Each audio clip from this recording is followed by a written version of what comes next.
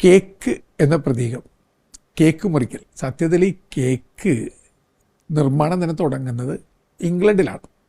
അത് നൊയമ്പിനോട് അനുബന്ധിച്ചുള്ള ഒരു ആചാരമായിരുന്നു. എങ്ങനെയാണ് ഈ കേക്ക് ഉണ്ടാക്കാൻ തുടങ്ങിയത്? നൊയമ്പ് നോൽക്കുന്നവർ ആദ്യം കഴിക്കുന്ന ഭക്ഷണം അവരുടെ നാട്ടിൽ പൊറിഡ്ജാണ്, നമ്മുടെ നാട്ടിൽ കഞ്ഞി. അതായത് നോമ്പ് നോക്കുന്ന ആളിനി പുതിയ ക്രമത്തിലേക്ക് വരുമ്പോൾ ഒരു കുഞ്ഞിനെ പോലെയാണല്ലോ. കുഞ്ഞ് ആദ്യം കഴിക്കുന്ന ഭക്ഷണം എന്താണ്? പൊറിഡ്ജ് അല്ലെങ്കിൽ കഞ്ഞിയാണ്.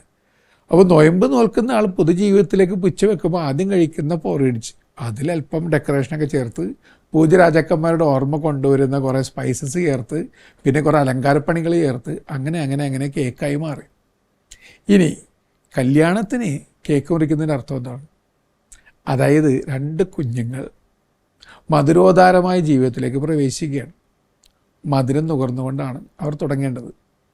മധുരം നുകർന്നുകൊണ്ട് അവർ പൊതുജീവിതത്തിലേക്ക് കാലുവെക്കുകയാണ്. എന്തൊരു സുന്ദരമായ പ്രതീകമാണ് അതെന്ന് ആലോചിച്ച് നോക്കുക.